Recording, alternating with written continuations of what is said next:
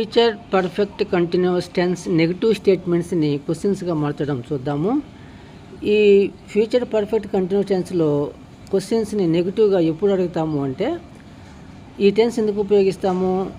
ఫ్యూచర్లో ఒక టైంకి మొదలైన పని కొంతకాలం కొనసాగి ఇంకొక పని జరిగే సమయానికి ఆగిపోతుంది. మొదలవడం, కొనసాగడం, ఆగిపోవడం ఫ్యూచర్లోనే జరుగుతుంది.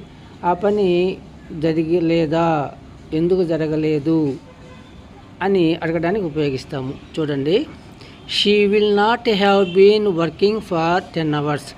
10 గంటలుగా ఆమె పనిచేస్తూ ఉండదు. ఫ్యూచర్లో అనమాట. రేపు ఉదయం నుంచి రేపు సాయంత్రం దాకా 10 hours అనుకోండి, పనిచేస్తూ ఉండదా అని అడగాలి. షీ తర్వాత ఉన్న విల్ నాట్ హ్యావ్లో నుంచి విల్ మాత్రమే సబ్జెక్ట్ ముందుకు వస్తుంది, నాట్ హ్యావ్ అక్కడే ఉంటుంది.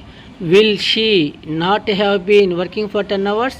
10 గంటల పాటు ఆమె పనిచేస్తూ ఉండదా అవుతుంది. ఎస్ ఆర్ నో ఆన్సర్ ఇచ్చే క్వశ్చన్. ఈ క్వశ్చన్కి బిగినింగ్లో ఇంటరాగేటివ్ వర్డ్ ఉపయోగిస్తే ఇంటరాగేటివ్ క్వశ్చన్.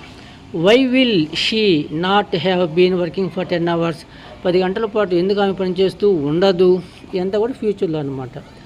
ఇది విల్ నాట్ హ్యావ్ విడివిడిగా రాసినప్పుడు క్వశ్చన్స్ ఈ విధంగా మారుస్తాము. ఈ క్వశ్చన్స్కి స్ట్రక్చర్ ఎలా ఉంటుందంటే, will subject, not, have been, verb ING, object లేదా time duration, question mark. Interrogative question అయితే WH word, will subject, not, have been, verb ING, object లేదా టైం డ్యూరేషన్, క్వశ్చన్ మార్క్. ఈ విధంగా ఉంటుంది.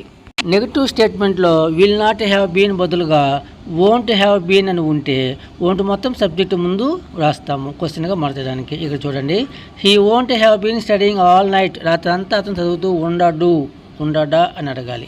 ఇప్పుడు వోంట్ మొత్తం సబ్జెక్టు హీ ముందుకు రాస్తాము. Won't he have been studying all night? రాత్రి అంతా చదువుతూ ఉండడా? ఎస్ ఆర్ నో ఆన్సర్ ఇచ్చే క్వశ్చన్. దీనికి ముందు ఇంటరాగేటివ్ వర్డ్ని ఉపయోగిస్తాం. When won't he have been studying? ఎప్పుడు అతను చదువుతూ ఉండడు? వెన్ ఉపయోగించాం కాబట్టి మనం అడుగుతున్నది టైం కాబట్టి లాస్ట్లో టైం అని చెప్పము అన్నమాట. ఇవి స్ట్రక్చర్స్ వచ్చేసి won't, subject, have been, verb ING, object లేదా time duration, question mark. Interrogative question అయితే WH word, won't, subject, have been, verb ING, object లేదా టైం డ్యూరేషన్, క్వశ్చన్ మార్క్.